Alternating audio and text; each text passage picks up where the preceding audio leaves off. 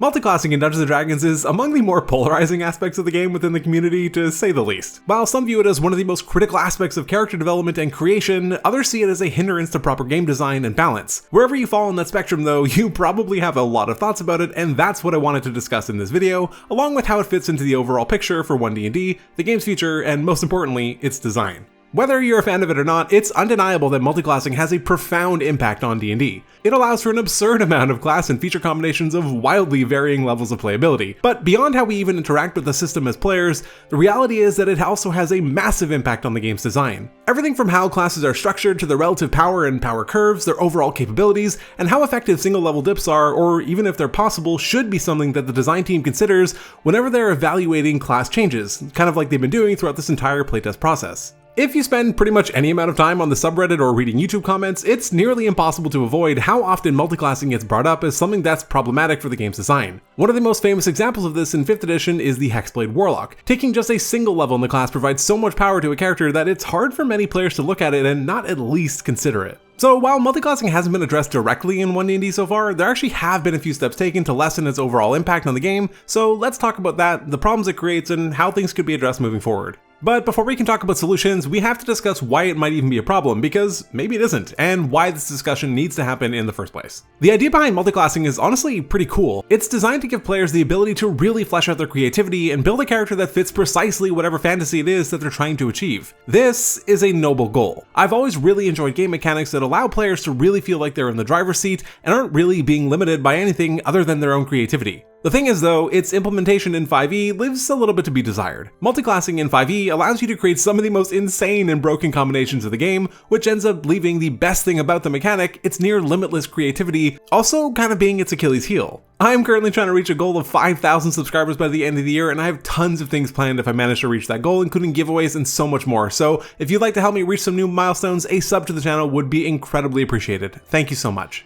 The thing about multiclassing is that it can have such a radically different impact on a campaign depending on how it's being done. When I mentioned insane and broken combinations just then, that doesn't exclusively mean overpowered. If you don't know what you're doing, it honestly isn't very difficult to make an absolutely trash tier character that doesn't work all that well because you accidentally dipped just before you got access to extra attack or something. And while that might seem ridiculous to those of us more in the know, you've got to remember that there are millions of people playing D&D and the vast majority of them aren't following all the optimized builds here on YouTube. Nevertheless, I digress. At the beginning of the video, I mentioned that multiclassing has a profound impact on the game as a whole, and this is true whether you use it in your game or not. Whether you love it or hate it, it doesn't really matter because the very existence of the possibility of multiclassing skews the design of the classes and game mechanics to at least some degree. For clarity, I'm not saying that this is necessarily good or bad, I'm just saying that it's a thing. I haven't actually said what I think about it yet. But before I do, let's talk about the impact. If we include the Artificer, there are currently 13 classes in Dungeons & Dragons. There's dozens more subclasses, and then if we were to factor in all the different race and background combinations, there's thousands of combinations of characters that you can play. That is an absurd amount of potential customization that exists in the game before you even consider multiclassing. The thing is though, that not all choices are created equal. While I would say that the team has done a much better job in 1D&D of making your background and race choice feel much more meaningful, the fact is that your class and subclass are still going to be the primary determining factors in your character's ability to perform actions and interact with the world, if for no other reason than because they grow with your character. So because multiclassing exists in the game, it creates an opportunity for players to potentially select additional options for their characters that will yield a disproportionate amount of power than if they were to just monoclass. This is potentially problematic for a few reasons. Firstly, and from a design perspective, it requires the team to consider class development in much more broad and holistic terms than what would make this class great, and even more, the levels at which certain features are distributed. For example, if the team decided that the Ranger were to get certain features that feels very core to the fantasy of being a Ranger and slotted it in at first level, if that feature were powerful enough, it would then become a multi-class target and incentivize a player to want to dip into Ranger strictly for the sake of acquiring more power at a quicker rate than if they were to just continue along their normal progression. This creates a lot of additional potential work for the designer since every possible multi-class combination, in theory at least, needs to be considered before an ability that might feel thematic and powerful for a monoclass can be created. Obviously, the features that are more pertinent here are the ones that arrive at earlier levels, but that's something I'll get to a little bit later when we're talking about potential solutions. The second possible issue that it creates is a skewed power dynamic at the table, and not only between players, but also between the Dungeon Master and the players. When it comes to players, some people might find it incredibly frustrating that one character has significantly more capability than they do, or that through multiclassing that another character is now filling the niche that they were once supposed to be filling. Now, obviously, whether this is actually a problem or not largely comes down to table dynamics and your group consensus. If your table decides to use multiclassing, and especially if your group is relatively new, it really should be discussed amongst everyone the implications that this may have on play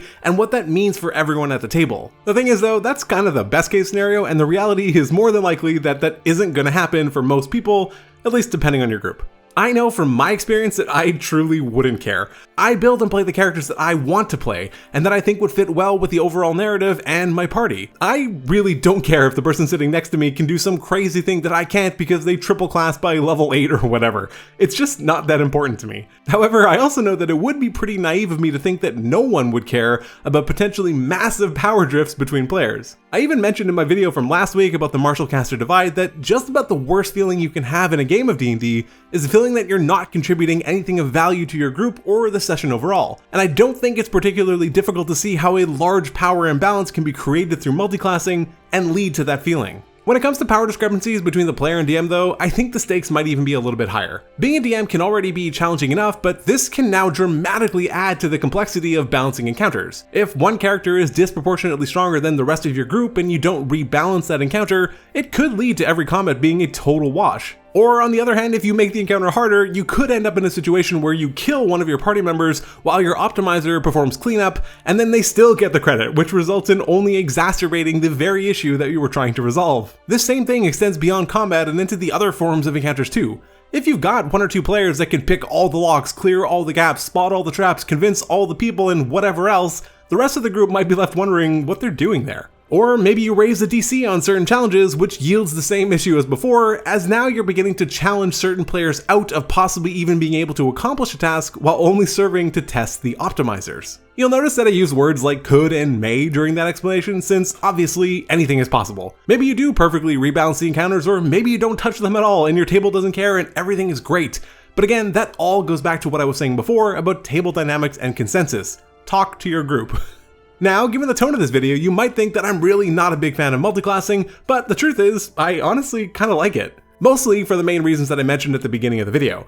I just think that there's so much opportunity for creativity and character concepts that are enabled due to the existing of multiclassing in 5e. Now, that's not to say that I think it's perfect. A few weeks ago I ran a poll to see what you all thought about multiclassing in the game, and I fully agree with the majority of you that I'm totally okay with it being here, but I do think that it can use some tweaks. So let's talk about that. Some people say that multiclassing only serves to solve a problem that was created by bad design and as a legacy carryover from older editions. And while there might be some truth to both of those statements, I don't really think that it tells the whole story either. Other systems have plenty of different ways of allowing for what ultimately amounts to multiclassing just by a different name. Some let you pick from some overlapping features with different classes, others offer significantly more class choices, and some allow for different types of subclasses that dabble into areas where the main class isn't necessarily proficient. The bottom line is, though, that they all get to the same place. They all provide an opportunity for a character to push their limits outside of their primary class abilities. I've always kind of enjoyed 5e's implementation in that taking a level in another class always felt more substantial.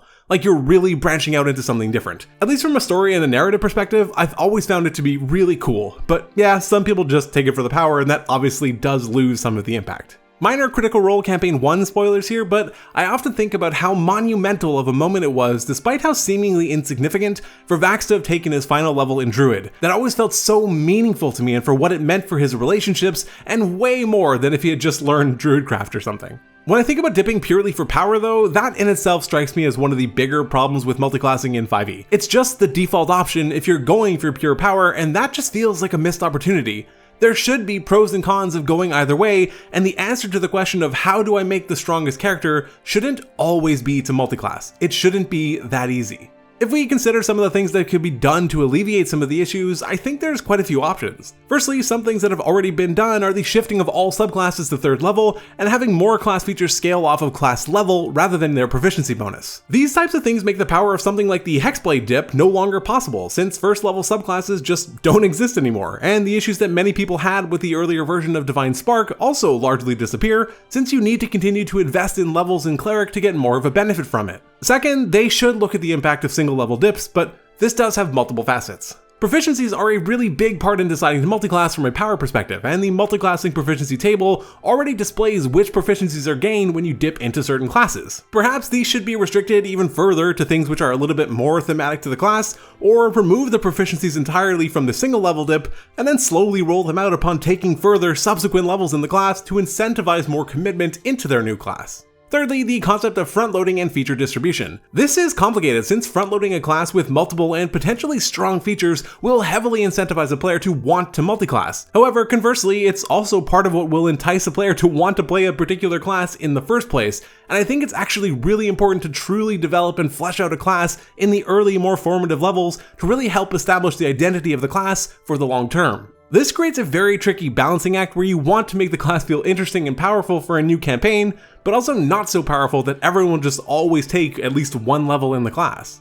Potential solutions to this are to ensure that every level of a class's progression feels truly meaningful. I fully do not believe in the idea of dead levels. Leveling up is arguably one of the most fun and exciting moments of the game, and I really do think that players should be excited to continue down their normal progression because every level makes them want to do that. This has the incidental potential to also help disincentivize multiclassing from a purely power perspective if you don't want to feel like you're missing out on something from your main class. This idea absolutely extends into the later levels, though it will have less of an impact on multiclassing at that point. High level features should also feel powerful and be extremely exciting. I use the example of the Barbarian's Brutal Critical feature often since it's a great representation of why it feels so easy to multiclass, particularly for a martial character. Your later levels just feel so inconsequential that it's almost like there's nothing to look forward to, so why not dip into something else? Also, nearly every campaign ends well before the later stages of Tier 3 and almost none get to Tier 4, so as a result, dipping into another class at the expense of your 18th level feature or whatever just doesn't matter since you weren't ever going to get there anyway. That on its own also helps to emphasize the importance of every level needing to feel meaningful and relevant. Solutions like this don't remove multiclassing from the game and don't gut it either while leaving it just to feel like a shell of itself. Instead, what it does is lean a little bit more heavily into multiclassing for more narrative purposes, or if there's just a particularly interesting combination that you really wanted to experiment with. I want to be really clear that I don't actually think multiclassing is a problem, and I don't think that killing multiclassing entirely is a necessary step. Because the reality is that even if they did, there's still always going to be something that's technically the best, most optimized version for any particular task. You can't really get rid of that, and I don't think that they should either. Even though optimization isn't something that I particularly enjoy, that doesn't stop me from realizing that there are tons of players that do enjoy it, and I don't think that we should just kill an entire element of the game that derives so much enjoyment for so many. I just think we could probably make it a little bit healthier and not the standard. If you enjoyed this video, consider subscribing to help me reach that goal of 5,000 subs by the end of the year. Check out some of my other One D&D content, but otherwise, take care.